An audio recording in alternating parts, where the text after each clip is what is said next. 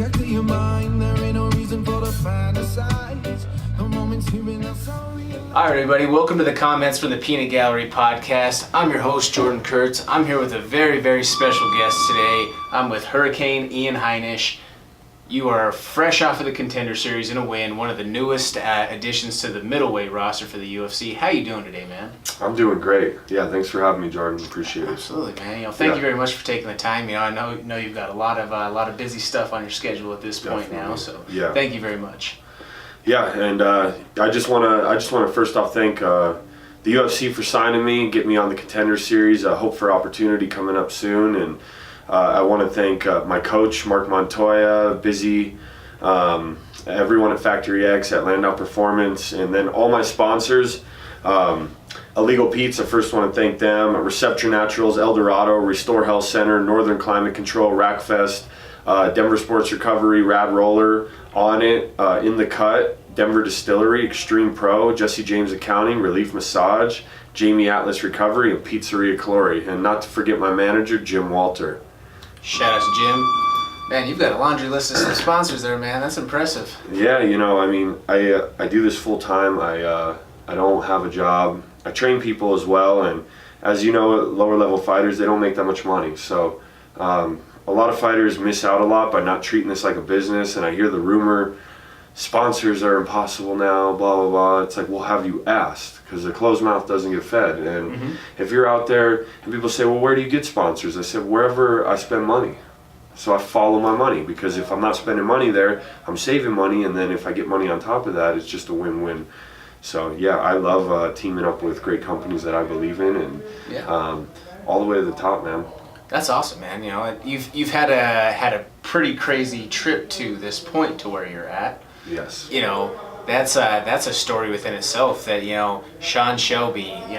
Please sell this man's story, because he is a star in the making right here. Yeah. I have a story from darkness to light, and I was at rock bottom. I was in a prison cell for 2.5 years in a foreign country where I didn't speak the language and I didn't know anyone, and I bounced back from that. I used it, I turned it into a positive, and today, if you ask me, I'd say it was the best thing that ever happened to me. At the time, it was the worst thing, but if there's two things when adversity hits, you can feel bad for yourself and feel like you're a victim, and kind of just let it hold you down and bring you down, or you can be like, I'm going to learn, I'm going to grow, and now I'm in the UFC from the prison cage to the octagon. So I hope I can inspire people, man. There's a lot of people out there going through hard times, and they feel like they can never bounce back, and they feel like they're at rock bottom, and there's no one that can come from where they're at or where their background is and be a champion. And I'm here to tell you today that that is all possible. That's awesome, man. Who doesn't love hearing a good comeback story too? At the same time, that's just across the board. That's media, PR, whatever you want to call it. That is a golden goose opportunity for them to sell. But then too, just awesome to see that you've been able to have such a turnaround, and just to see the clarity with how you approach everything. You walk with your head high. You're big within your church, big within the community. Yes. How does that feel to to really just kind of be at such a peaceful point in between the years? It's great, man. It's just so many things and people have led me to where I'm at today, and and I plan on just being that full circle, giving back, and being that person for someone else, and kind of being the person that I needed that I didn't have, and to other people, so that they can make a turnaround, because there's nothing better than seeing someone turn their life around. And like Zig Ziglar says, you can have everything if you want in life if you just help enough other people get what they want, and I truly believe that. And so I'm feeling great right now. Obviously the journey's just begun. I'm in the UFC now. Now the journey is to win a world title, get that gold around my waist, write a book, hopefully it'll become a movie someday, and use the MMA platform as much as I can to just speak out on how God has changed my life so much, and how just hard work and just believing in myself and my team and the people around me and surrounding myself with good people, how you can go all the way to the top, and the sky's the limit. That's incredible, man. I got goosebumps just kind of hear the story from you right over this way. But I saw yesterday you have a buddy that you bring around here to Factory X. Yeah. Tad is his name, right? Yes. Yeah. He graduated from school yesterday, right? Yes, yeah. He graduated from the Colorado School of Blind. He was out here, I believe it was a 1.5-year program, and his story is very interesting. He was 19 years old living in Kansas, and he took a stray bullet to the temple. And if you can imagine, he enlisted in the Army. He was about to ship out, and he did the training, he passed it, and all of a sudden he's 19 years old, kid lost his vision and his sense of smell. Yeah.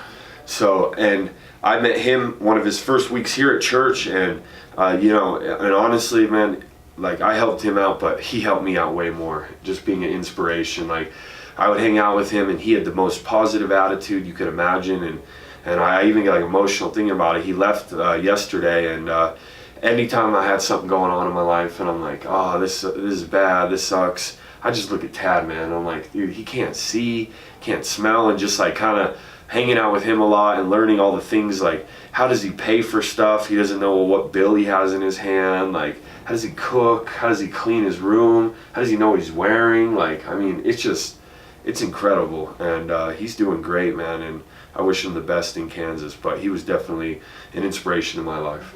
That's awesome, man. I got to meet him a couple of times here, just being around at the Factory X gym, and it was cool to see him, see him in the gi and rolling one day, that was awesome. That's really cool that, you've been able to get yourself to a point to where you're able to have that sort of outreach and make an impact just for the greater good.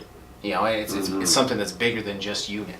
Yeah. So that's awesome, man. Yeah, definitely. And I mean, and it goes back to everyone. I mean, you gotta remember your why. Like, why do you do things? What makes you tick? And that if you forget that, then you're gonna forget your dream. And if you're doing stuff that is a lot bigger than you, you're gonna succeed. Because if it's just about you, you're gonna hit opposition, and it's gonna be stronger than you, and you're gonna quit. So you gotta figure out what your why is, and you gotta keep remembering and reminding yourself why you're doing what you're doing, and that will push you to be successful and to push through those times and those days that are super hard, and to reach out to people that need help. And even though you're busy and you have your crazy routine in your life, but you still take that time to reach out and just pull someone else up. That's awesome.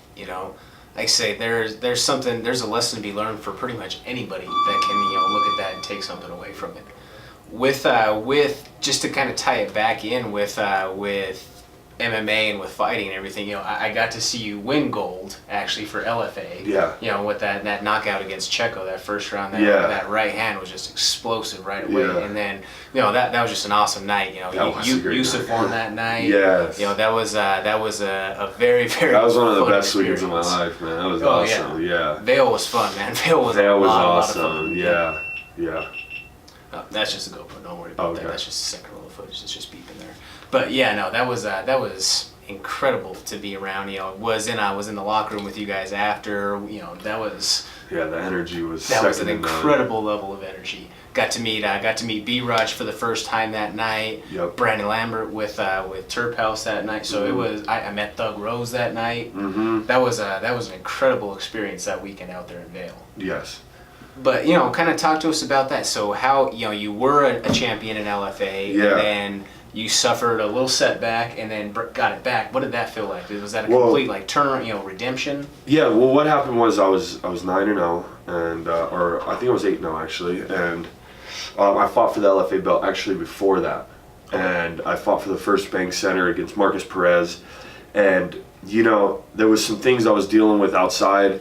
I've always had like a super addictive personality. I haven't drank in 6 years, and unfortunately I tore my LCL earlier that year, and I was kind of dealing with like trying to, I did a bunch of painkillers and Adderall, and I was kind of having addiction problems again, and I completely, after I lost that fight, I took the guy down, I fell into a bad position, got caught in a arm triangle like 50 seconds into the fight, didn't take a punch. it was one of the worst nights of my life. But once again, when I hit opposition, man, there's two paths you can take, and obviously you're gonna be mad, pissed, and you got to digest that a little bit. But then you need to rise above that, and that's what I did. And I straightened up things in my personal life. I got baptized. I completely killed that drug addiction in my life. Quit everything, and just put my head down. Knocked out. What was his name in Arizona? I came off. Since then, I've had 3 knockouts. I knocked out someone in Arizona, and then I got the title shot again against Checo, and that's when I caught him with that right hand. It was my second right hand knockout, and I got the belt. And it was just, that was, like you said, it was such an amazing feeling that night. And I honestly thought that was enough to get signed by the UFC. And unfortunately for me, right when I lost to Perez, he went to the UFC, fought Eric Anders. Lost to Eric Anders. He won again. He's in the UFC. We'll get our rematch sometime, I'm sure. And so I thought I was going to get this UFC contract right off the LFA finish, because they signed their champs, the LFA champs. But unless it's like a boring fight, but my fight was not boring at all. I steamrolled him. And then I heard about Contender Series, and I was like, at first I kind of had a bad attitude about it. I was like, I'm 11-1, or I was 10-1. I have a bigger record than everyone. Why do I got to go do this again? And this is really risky for me. But then I just was like, you know what? I'm the baddest motherfucker on the planet, and whoever they put in front of me, I'm just gonna keep knocking them down. So let's do it. And I was like, this is a great opportunity to fight in front of the boss and let him cement in his mind who I am. Absolutely. So I changed my attitude, trained super hard, and I got the first round knockout. So first round finish, you were dressed to impress, looked like, your post that you had on social media was, ready for my job interview today. That you fit the bill and got the punch. So it all worked out. Yeah, it was great. Yeah, they asked me, they're like, Ian, you're the first person to do a backflip on the Contender Series. You're the first person to wear a suit. And I was like, yeah, well, I came for a job. I got the job. So mission accomplished. That's awesome. Yeah. I mean, a lot of you guys kind of have that approach down here, though. I mean, you guys have something special at Factory X. Yeah. Like, what's it like for you? I've asked this across the board with everyone that I've talked to. What's it like for you to be able to be in a room with so much talent on a daily basis to kind of push you to be the best you? Yeah, I mean, it's great. We at Factory X, we are just stacked. And we have, I mean, as far as 170, 185, and 205ers, we are so stacked, from glory fighters, UFC fighters, to, I mean, we just are across the board, have a ton of talent in all weight divisions, but mostly in the big one. I'd say we have the most stacked in those divisions in the entire world, and it's great, man. I came from a super close team in wrestling, in Ponderosa Wrestling. We were 10-time state champs in a row, and I was there for the beginning of that, and we just had a close team, and we all kept each other accountable. We all pushed each other, and that's what drew me to Factory X. And Mark's a great leader, just like my old coach Tim Ottman was a great leader, and you need that. You need the general, and then you need a bunch of strong soldiers around you that keep each other accountable, that push each other. And like what we're trying to get a lot of the guys here is, a lot of fighters a lot of people look at fighting and they think it's just barbaric, it's just like a brawl. And it's a business and it's a sport, and that's why you gotta treat it, man. You gotta dress for the job. And I mean, we're professionals. Like, a lot of people don't realize, treat this like a business. I always make weight, I keep my sponsors right, I go in, I market myself well, and I take care of business in the cage, and then, I mean, the rest is gonna follow. Like Joe Warren says, winning solves problems, and so I got a lot of problems that need solved, so I'm gonna keep winning. That's the truth right there. Yeah. Yo, who gives you some of the hardest rounds here? In here, I would say Anthony, definitely. He's real long and lanky and just aggressive, and I get some great rounds in with him. But it's crazy because like on any given day, someone can just be on, and if you're not on too, it's a tough night, And so basically Anthony, me, and Stroop, we get some good rounds when he's on, and Austin, Josh Cavan, and they all bring Court McGee. We've been getting some really good rounds, and Chris Camozzi. I mean, we all bring different aspects to the game, and I got to be on point. Like tonight's Friday night, I got to focus, because tonight we're gonna fight, and I got to be on point. So I keep myself safe, my teammates safe, and I have a good night, and I can, at the end of the day, be proud of myself. Well said. Well said. With you mentioned Anthony, obviously being him, Lionheart Smith out there for all of you listening. Him being the number 9 contender in the world for the light heavyweight division now, formerly of the middleweight, same class with you. What's it like to have somebody around on a daily basis that has that sort of, I guess, clout within the game right now? That has that status, that has that UFC presence right now. Yeah. Oh, it's great. He's an OG of the game. I mean, I think he's got 40, 50 fights, so he's been doing this forever. He's 30-10. Yeah, so I mean, he's up there, and he's been cut from the UFC. I think he had to get like 8 finishes to get back in, so he has not had the easy road to the top, and he's come, he's rose above a lot of adversity, and I respect him for that, and he's on his way to be a world champ. And a lot of people think, oh, well, you guys don't have UFC world champs, and I'm like, just wait, you guys just wait, because we got a young, hungry group of guys with a coach that is just so passionate about what he is doing, and you're going to see a lot of UFC world champs and just guys in every other promotion just winning. I mean, we're on a roll right now. I don't think we've lost a fight in so long, and we're fighting at the highest level. And like a lot of guys at like AKA will say, oh, well, we have our champs and stuff. That's fine. You guys been around for a while. Just wait. Don't sleep on Factory X, because we're on the rise, and everyone's going to see it. And for all the doubters out there, just wait and watch. No, yeah, I think you're 100% on point right there. I talked to Will Fox, the photographer, a little while back, who was through the glory years, through the big boom years, the photographer or the go-to media guy for Jackson Wink. That was through the rise where they had a room that was kind of like this now. So I made sure to ask him and to pick his brain. You were there and got to see the energy and all the talent that was around, from that boom. How does this compare? And he said it is eerily similar. He said, that just the feeling that there's just absolute killers in every direction that you look, whether it's looking, you within the UFC, to Devontae, to guys that are on the cusp of that, like Brandon, to Yusuf, to Austin just came off of a big win in LFA. So there's a lot that you guys have cooking. And then from surrounding areas, I know that in the last couple of weeks you've had of the UFC Macy Barber from Fort Collins MMA coming down and training here. That's something to be said. When there's that much talent that is already rostered, for everybody else gets the trickle down effect of getting the benefit of working with such elite talent all the time. Yeah. I mean, it's great because we're making a lot of noise at Factory X. We're doing big things. People are recognizing.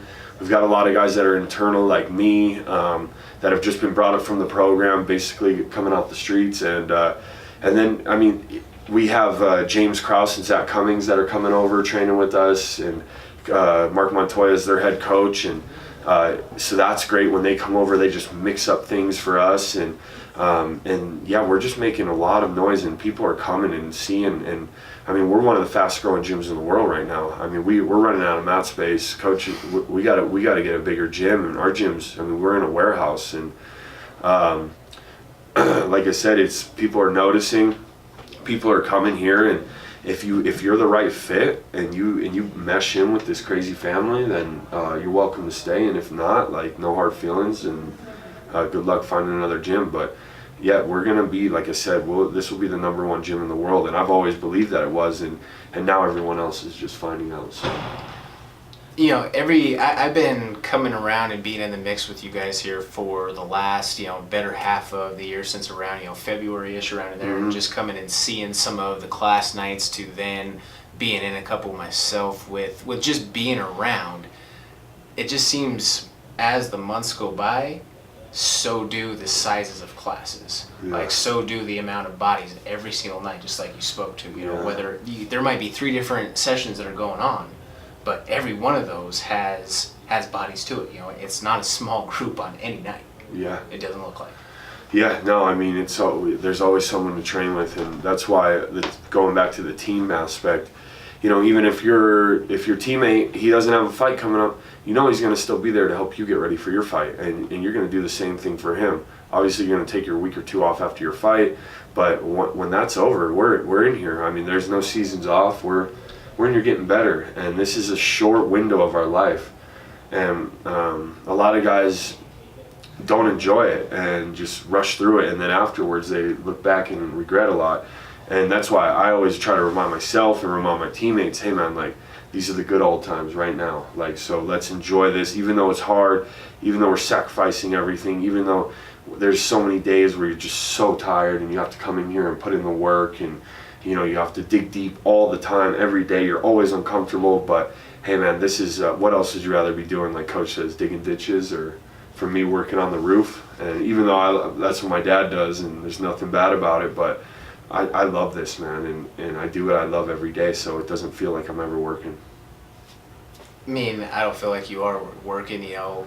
You have a career, but you're not necessarily working. You know? Yeah, You're yeah. doing something that you love. I'm putting in the work. Putting in the work. To become the best in the world, but I am excited when I wake up, because I know what I get to do. Oh, yeah.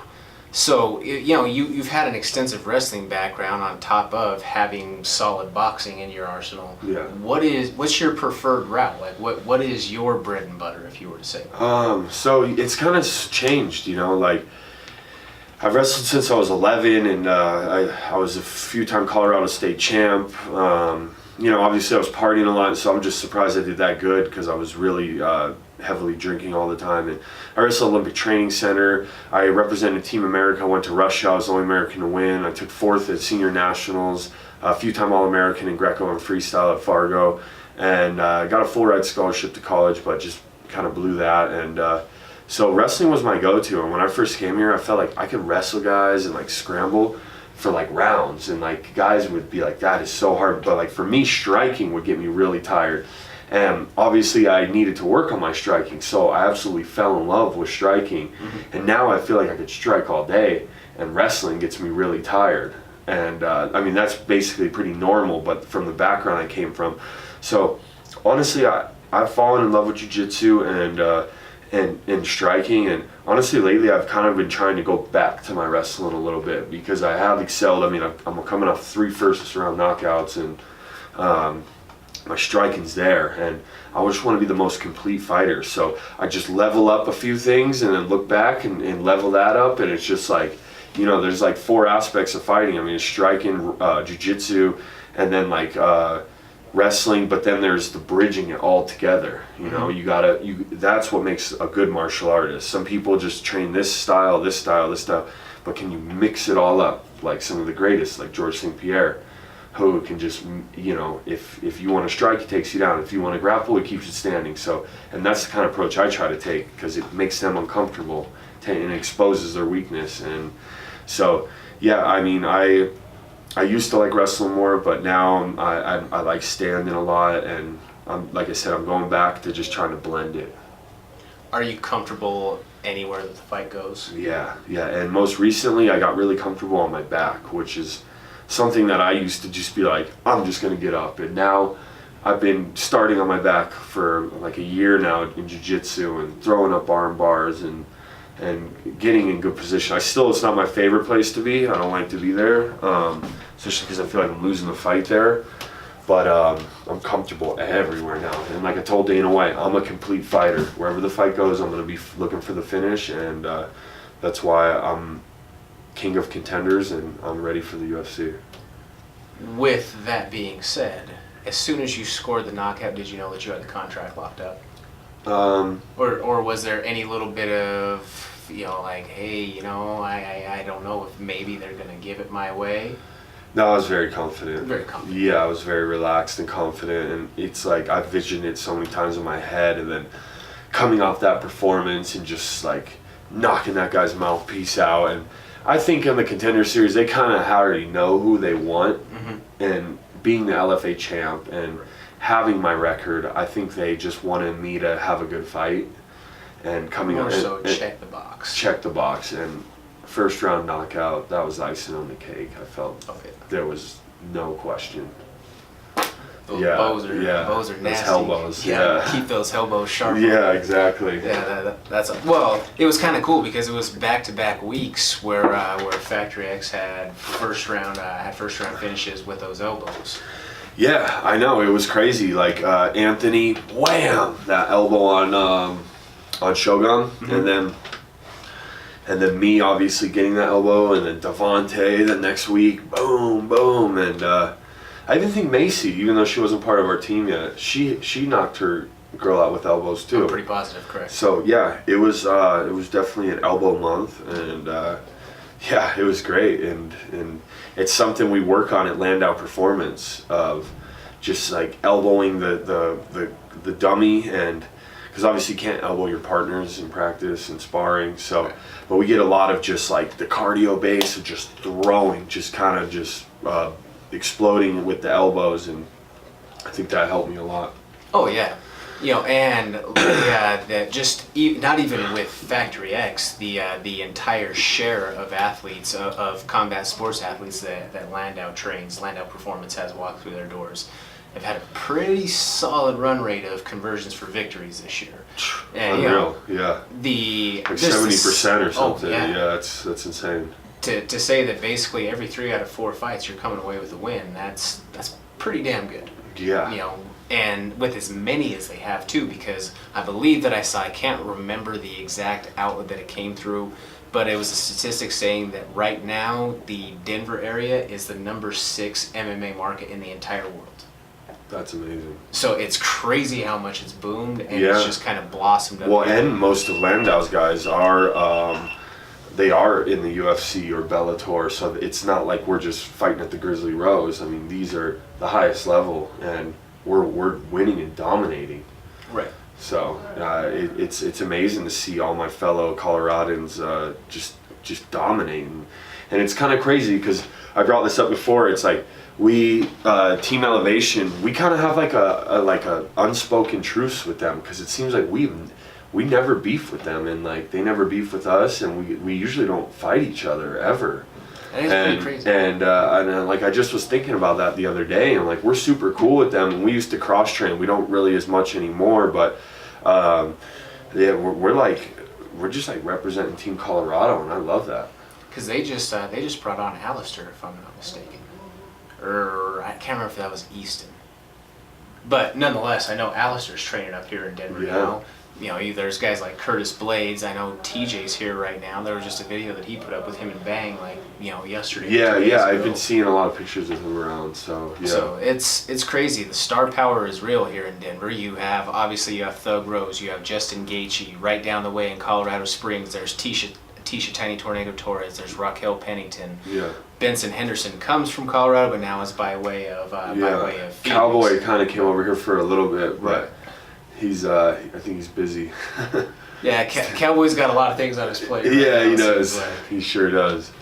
who do you think for that fight? That should be a war. Yeah, I mean, I think if Cowboy trains, that's his fight all day. But if he's not focused and not training, don't sleep on his opponent. Like, dude's good, man, and and he's training at the gym where Cowboy grew up, so he knows better how to beat Cowboy than any of his other opponents. So I was excited when he was here, and but he's just doing one thing after another. He's supposed to come back, but I don't think that's going to happen. And so I mean, I'm rooting for Cowboy, but I just hope he's training wherever he's at. Cowboy, if you hear this, man, train, bro. Get back in there. I've always kind of felt, because I'm a huge Cowboy fan, that there is nights where you get Cowboy fighting and there's nights where you get Donald fighting. If it's a night where you have Donald, that's your your Masvidal type of nights. That's Darren Till the first go round. Not even like paying attention, not even kind of what you're alluding to with some of that, like like not trained. You're going cave diving and this and that, like. And if Cowboy's on, man, he wins that fight all day. Like, I hope the best for the dude, and I wish he'd come back and train for a month, but I think he's doing something with a movie, and it is what it is, and that's up to Cowboy. I mean, he had a terrible outcome last time he fought in Denver, and I would think he would want to get that back for the fans. And I think, you know, it's towards the end of his career, so I would think he would want to, you know, rack off a few wins and hopefully win a world title. But that's on him, man. And you know, it's hard, man. It's hard to be hungry when you're full. That's the truth. Did you happen to see the Joe Rogan podcast that he did? Yeah, I did recently? see parts of it. Yeah. The him telling the story of the cave diving. Like, if anybody out there is listening and wants to hear something that is just going to basically grip your attention and compel you for about 15-20 minutes, look up Cowboy Cerrone. I believe the title is Tells Intense Story to Joe Rogan, but it's about how he went cave diving down in Mexico. Mm-hmm. And he basically got trapped in a cave underwater. And how he lost his group. Exactly.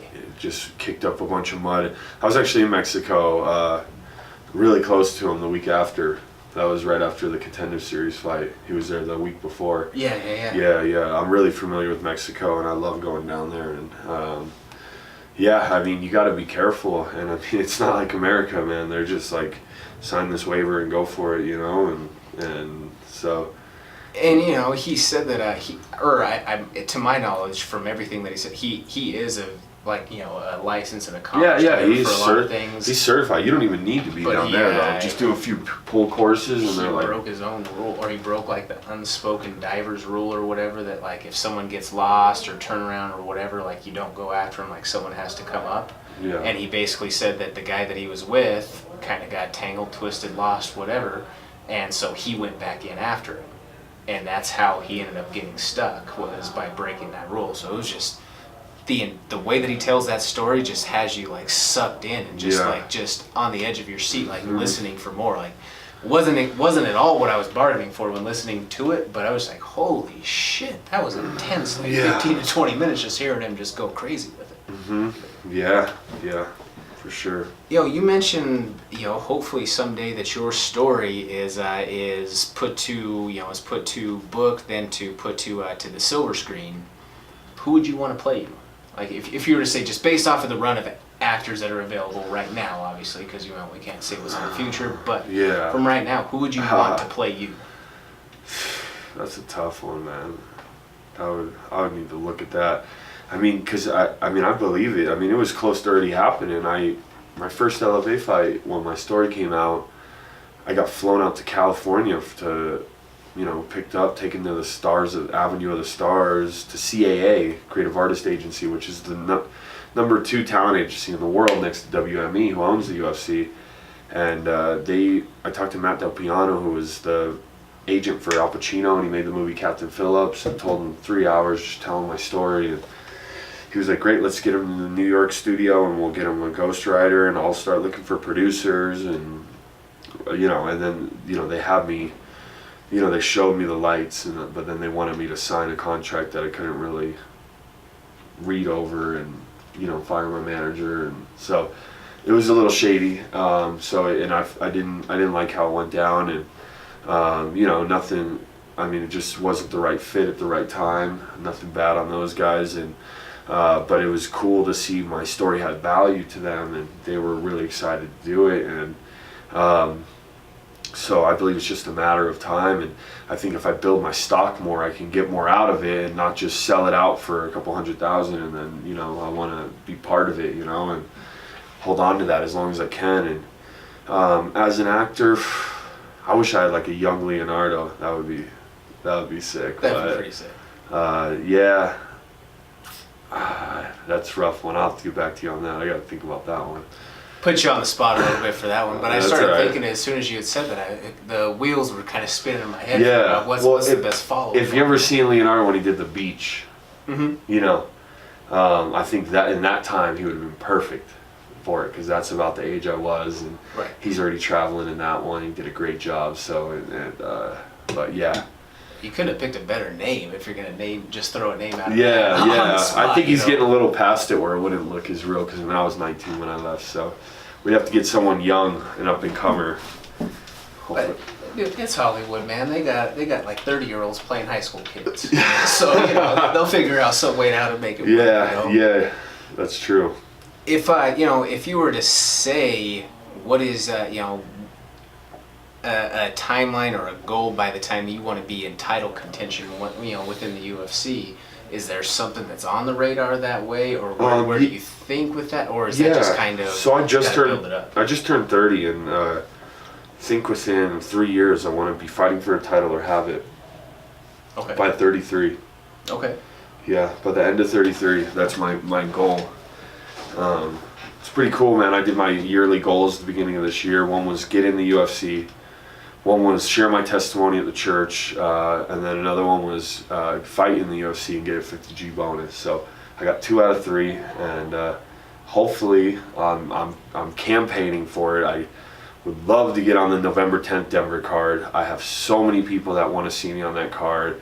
I have one of my mentors and kind of my silent sponsors that would love to sponsor like 40 to 60 young or high school wrestling kids, teenagers, just to let them know that if they ever want to do something besides wrestling, they can make that switch to MMA, and just inspire them and buy them my fight kit so that they're all sporting my name. And so, I mean, it would just be a great cause, and I would love to fight in front of my fans and just put on a performance. And I plan on getting a performance of the night, my first fight, and just getting another huge knockout and getting that 50 G's and kind of changing my life financially. And I would love to fight on that card. If not on that card, November 30th in Vegas or Argentina. I speak Spanish, yo hablo español, and I would love to go down there and fight. So I would just love to get a fight for the end of this year. And I know Mick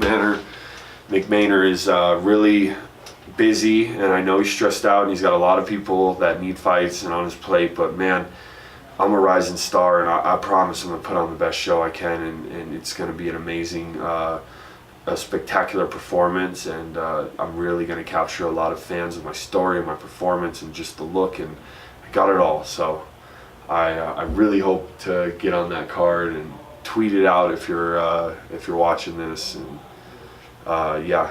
So I'm just praying that it happens, and in God's timing it will. So there's no doubt in my mind, man, you're gonna get to that point where you want to be with it. You have a sense of confidence about yourself, and just the belief, the carrying, and the mental part of this game is huge. yes. It's a big part of it is, as everybody out there is seeing with all of the stuff going around right now, Conor has just this aura of confidence that he just believes that he's that part. Mm-hmm. And he follows it up. That's Yeah. that's the whole thing. And it's not that to say that he's the only unique one. There's guys that have been of the past, like your Chaels of the world, who they had a different confidence about them that made you believe that they belonged. Yeah. You have it. Yeah. So I think it's only a matter of time before you get the opportunity, and once you get the opportunity, it's going to be one of those situations that's hard to silence. It's like a thing of after the first one with Rashad, boom, they get Anthony on another card right away. Well, then he finishes another legend. Well, boom, we have to make sure that this guy is still out there, because there is star power. Yeah. There is something special there. Exactly, and and that's the thing. It's so many people want to be that next Conor. So many people want to be. For me, I want to be Ian Heinisch, the Hurricane. I want to be uniquely myself, and I bring a different aspect than like a Conor McGregor or a Chael. And but we all have this belief in us, and we carry this aura, and we bring this confidence, and and we capture people's attention and their hearts, and we get them emotionally involved in our stories, in our lives, and I love doing that, and I love bringing people on board, and it's just a matter of time before I can step in that cage, show who I am, and it's like a poetry of us fighting, because that's who you really are when you fight. And if you're scared, I mean, it will show in your fighting. You can talk all you want, you can portray whatever person you want on the mic and in media conferences, but when you step in that cage and you hit a little adversity, or you're just fighting, I mean, that's your true self. That's how you speak with your actions. That's how you walk the walk. And so I believe it's just a matter of time before I get there, and I just need my shot, and I'm slowly keep getting more and more shots, and I believe that I'm really close to just letting the world know who the Hurricane is, and I'm excited to get out there and just perform. Who is number one on your list within your weight class? To fight first? If you had to name your ideal matchup at middleweight. Whitaker. Whitaker? Let's fight Whitaker. Let's get that belt. Get the strap. Okay. Yeah, I mean, and I'm training with Court McGee, who beat Whitaker in a split decision, and so I mean, he's kind of giving me the rundown on how to beat him, kind of the formula. Let me just say what up to this guy. Yeah, you're good.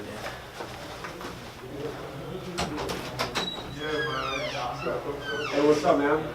Hey, I'm Ian. Yeah, nice to meet you, brother. You all right? Yeah. Nice cool, man. Yeah, absolutely. Yeah, let me just wrap up this interview, do this, and we'll get rolling. All right, cool, man.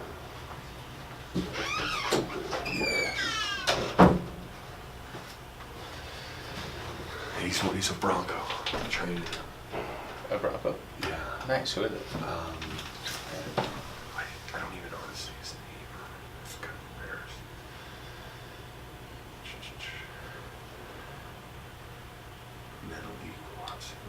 Okay, Menelik Watson. He actually just got released in training camp, but yeah, was with the Broncos. Menelik, yeah. He's like, I'm pretty sure he's from like England or something like that originally. Oh, okay. But yeah, Menelik, yep. Okay. But yeah, so just to kind of tie some things up here for you, I know that you've got a session to get to here in a second there, Ian. What would you say, if we haven't covered anything that you absolutely want to get out there to the people, to the fans, to potential matchmakers out there? What is something that we might not have covered or talked about that you want to get out there? I mean, just stay tuned. I'm in here working every day just because I'm not like posting so much on social media. I promise I'm giving my heart and soul to this, and this is my destiny. This is my plan. God has pulled me out of so many situations where I could have lost my life, and I have just been through so much, and all the adversity and everything. I love it. I embrace it because it's made me the man who I am today, and I want to just inspire you that if you're hitting or rock bottom or you're dealing with stuff, that there is always a chance. And if anyone wants to reach out to me or just pick my brain a little bit, reach out to me on Ian Heinisch MMA. That's my Instagram and Twitter. Ian the Hurricane will pop up on Facebook because my last name is hard to spell, but it's Ian the Hurricane Heinisch. And just reach out to me, man, and you know, let's all rally together and campaign for me to get on this Denver card. I got probably a few more weeks before they're just going to be full, and it's not going to be an opportunity for me. But you know, I want to get out there. I'm super ready to fight. I could fight next week. I've been training so hard, and I've been putting everything I got into this, guys, in and outside the cage. And so just thank you for all the people that support me and follow me and that have been on this journey and have helped me out. And thank you, Jordan, for having me on. Thank you very much for taking the time. Peanut Gallery, and if you guys are new to this, follow these guys. He's doing great things. He's interviewing great fighters and just kind of giving a different perspective to the fight game and letting fighters tell their stories, and he's helping promote guys, and we need that, and that's just like a blessing that he's helping us out like that. And so follow this guy, follow me, and stay tuned, and fight announcements coming soon. I'm super optimistic, and Mick Maynard, let's go, man. I'm ready, and thank you for all the opportunity you've already given me to fight on Contender Series, and I won't disappoint, so let's do it. Everybody, make sure that you give Ian a follow. You know, it's definitely like we've said many a times. This is a star on the rise. He is gonna be someone that everybody will know about very shortly. So hop on that train as soon as possible. That way, you could be that person that says, "Hey, I was following that dude since he came on the roster right then." Yes, sir. Just a quick couple of shout outs as we throw this guy out here today. I want to throw a quick shout out to the Terp House, who has done a lot for me on the personal recovery side of things, with just trying to get my health in check. You know, they've done a lot of good stuff for me there. Also want to throw a shout out to Beyond Bridges. They have just came out with their new EP, and as well as Lion League Music. So thank you guys for everything that you've done for the Comments from the Peanut Gallery project and all of your support there. On the outro, we'll be playing Adios. Have a great day, ladies and gentlemen. All right. Thank you. In a place for Judas niggas claiming family, I no sacrifice. Grip a 40, sip a 40 for them gutter pains. Keep a release on the mobile for them, show me nice. I ain't living right, long live the game. Maximize capital, finite physical. Fuck metaphorical, my whole life digital. Dash for that play, not playing, I never play though. And chords get stringy when you tired lining queso. Dímelo mijo, that's what they say when I free flow. Might wet that sweet spot, that's less love me flowing. From no M state, still screaming BMO. My time is my time, homie, I speed slow. No eyes, strong ties, fuck a Rico. Give thanks, drive slow and stack peso. Kiss your minds out to my little beso, yeah. Lay low and stay cool, the shit stressful, boy. That's why I stay high. Look, there they go, macadamian, don't know a brainy in a match of cranium, so we roll up on you like Damien in that Mercedes Benz. Got weed and drink with some lady friends who got the latest shit, but they fans and shit, so I ain't hit. Damn, here go the bass again, renovate your place again. We on the Vegas Strip, rockin' straight out that bodega shit. You know we so legit, with no limit like I'm Soldier Slim, but I'm more like PMC. Pinkies up, feel me? Got my soldiers with me and my youngins down the ride. Got some bread up in the hills, got some sauce up on the side. Got Tino in here working like a nigga working night. Said your girl just ain't his type, she just tryna catch a ride and she with it, and she so committed. Damn, your boy is fresh to death and you ain't even seen it. We cut from a different cloth and you can check my linens, cause I was tryna stand out when you was tryna fit in. Adios.